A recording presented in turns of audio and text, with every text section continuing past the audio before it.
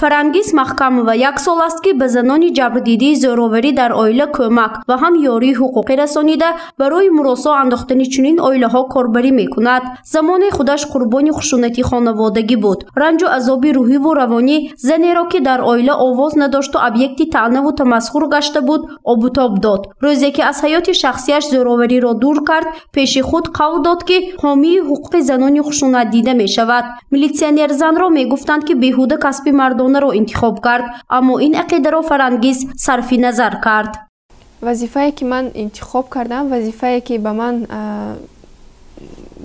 таъин гардидам ба ин вазифа ба ман албатта маъқул аст. Ман намедонистам ки ин чӣ хел вазифа аст, масалан ман чӣ кор бояд кунам.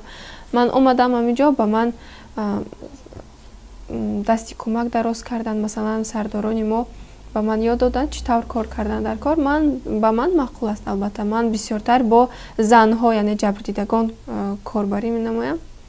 имрӯз вазифаи пурмасъулиятро Фарангиз Махкамова ба дӯш дорад. Дар коргоҳ намояндаи ҳифзи ҳуқуқ, дар хона бошад катбону. ҳоло Фарангиз ҳамроҳи модараш кӯдаки хурдсоли худро тарбия мекунад.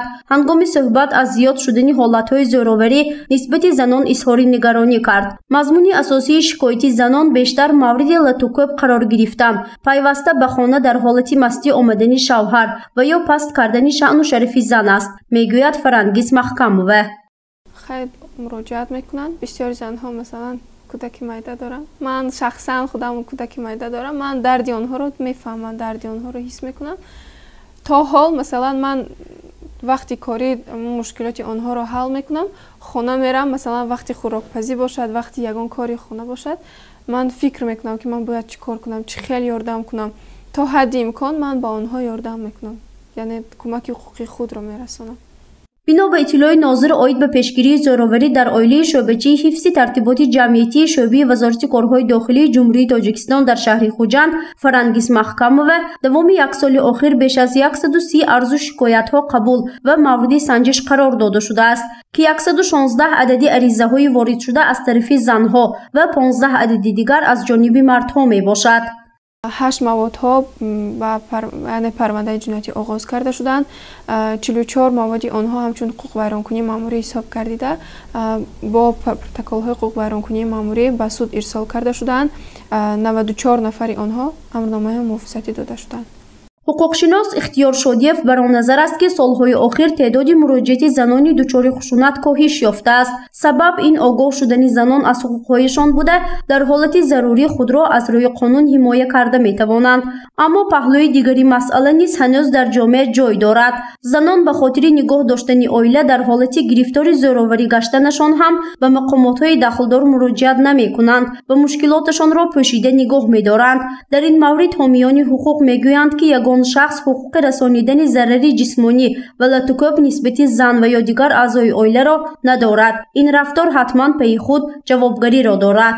албатта худи ин зӯроварӣ як кирдори номатлуб аст ки он шахсе ки худро ҳурмат намекунад, қонунро намедонад, қонунро ҳурмату эътирофи риоя намекунад, ба ин кирдори номатлуб даст мезанад. он шахсе ки қонун намедонад, амал мекунад, ҳурмат мекунад, ки худаша ҳурмат мекунад, нисбати дигарон ин кирдори номатлуб сазо намебинад ва риоя кардани ҳуқуқи озодии инсон низ ин эҳтироми риояи ҳуқуқи озодии дигарон аст. бино ба гуфти масъулин, ҳарчанд оиди пешгирии чунин ҳолатҳо корҳои фаҳмондадиҳӣ ба сокинон ба роҳ монда шуда бошад ҳам, то ҳол теъдоди зӯроварӣ нисбати занон ва хушунат дар оила зиёд ба назар мерасад. дар ҳамин ҳол равоншинос Раъно Ҳоҷибоева мегӯяд ки ин амалҳо ба фазои оила ва тарбияи кӯдакон таъсири ҷиддӣ мерасонад, зеро зӯроварӣ ва хушунат нисбати занон нобаробарии гендерӣ ба ҳолати равонии шахс бетаъсир намемонад.